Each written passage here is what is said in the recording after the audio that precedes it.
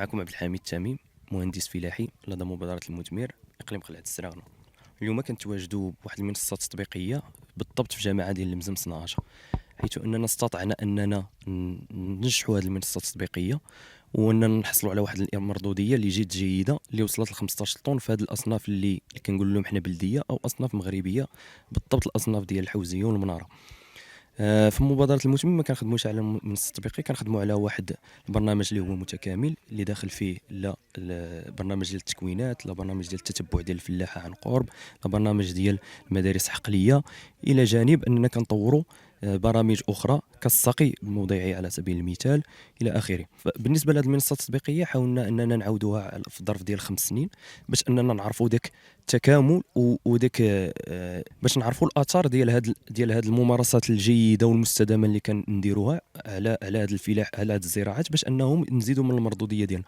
فهاد المنصه بالضبط، ومقارنه مع الشاهد اللي حداها كنلاحظوا ان هاد الزيتون عنده نمو احسن، بالنسبه للكاليتي ولا الجوده ديال الحب كنلقاو احسن من المنصات المنصات اللي درناهم حنا كشاهد. بالنسبه للمردوديه حاولنا اننا نخدموا على انه تكون عندنا واحد المردوديه في كل عام اللي تكون جيده، وفي نفس الوقت من المشاكل اللي تجاوزناهم الا وهي المشكل ديال التنوع، خاصه في هذه المنصه التطبيقيه. كنحاولوا اننا في ظرف ديال هاد 5 سنين كامله الاخرانيه كنلقاو اننا ديما كنلعبوا ولا كنقد نوصلوا لواحد المردوديه متوسطه ديال 10 طن في الكتار. واخا يكون عندنا واحد العام اللي يكون فيه بحال دابا هي العام ديال التناوب ويكونوا فيه الظروف المناخيه صعبه، كنحاولوا اننا نخليو ديما واحد المردوديه متوسطه اللي تقريبا في 10 طن حتى 12 طن شي مره.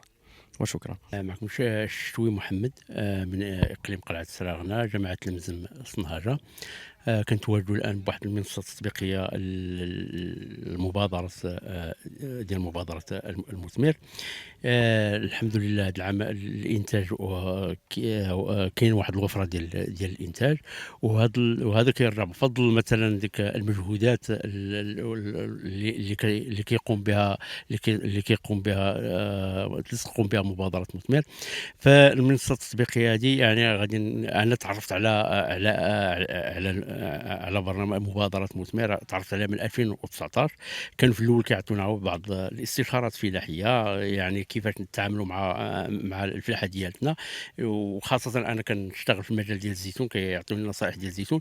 من بعد جات المنصه التطبيقيه. هذه المنصه التطبيقيه يعني ان بدينا بها واحد 5 سنين، وانا كان في نفس المكان كندير نيت هذه المنصه التطبيقيه اللي تنبداوها بالتحاليل ديال التربه. من بعد التحاليل ديال التربه كنجيبوا السماد اللي هو المشخص اللي هو خاص الضيعه ديالتي. من بعد كان يعني كتجي الوقت ديال الازهار، يعني انه كينصحونا يعني بالسماد الاخر ديال الرش، باش ان وقت ما كانت الزيتونه مثلا فيها الازهار يعني كتشد الازهار ديالها. من بعد الى ظهرت بعض الامراض ولا بعض الحوايج، يعني ان كنتصلوا بهم كيجيو حتى لعين المكان، يعني كيشوفوا الحالات كي دايره، كيعطيونا الادويه المناسبه باش اننا نعالجوا الشجره. يعني كتبقى هذا العام هذا المسار العلمي أنا تيبقى مواكب بنا الى مرحله الجني. في مرحله الجني هي كذلك يعني انه كينصحونا باستعمال الصناديق، الصندوق ديال باش فاش نديروا الزيتون باش ما يتضررش وباش ما تنقص الجوده ديال الزيت ديالو. كينصحونا باش اننا خصنا نفرشوا الزيتون ديالنا، ماشي غادي نمشيو مع ديك المسائل التقليديه كنهزوا العصا وكنبقاو نضربوا والزيتون طايح في الارض والتراب وداك الشيء.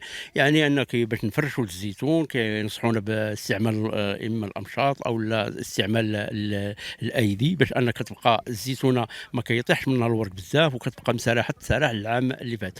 الاهم في هذه المبادره هذه المنصه التطبيقيه وهي ان مساله التناوب. فمساله التناوب يعني من في هذه 5 سنين يعني لاحظت بان اللي كنا كنعانيو منها قبل، ان كانت عام الشجره كتعطينا وعام اننا كنقراو عليها الفاتحه ما كتعطينا ما والو. يعني ان بلي عدد يعني عندنا تغلبنا على هذه المساله ديال التناوب، خاصه في هذه الاصناف البلديه اللي انا كاينه في الضيعه ديالتي الحوزيه والمناره. يعني بقينا عندنا تغلبنا على مرحله التناوب، يعني عندنا على الاقل ان مثلا الا عطاتنا واحد العام واحد الكميه، يعني العام اللي جاي من بعد كتعطينا كميه اقل. وهذا كله كيرجع للفضل ديال الاليات الاستفاديه ديال المثمر. بالنسبه نقول لكم الانتاج مثلا في هذه المنصه هذه كاين الانتاج ديال 15 طن مثلا بالمقارنه مع الشاهد اللي هو 12 طن، ويقدر كان يكون اكثر مثلا من الشاهد، الا انني مثلا التجربه اللي اكتسبت من المبادره ديال المثمر، يعني انا عدت كنقرب كنحاول مثلا حتى في الشاهد المنطقه اللي انا كنشتغل عليها راسي، يعني انا كنستعمل تنقرب الحوايج اللي انه كيديروا صافي. وهذا هو هذه هي الاستفاده ديالتنا.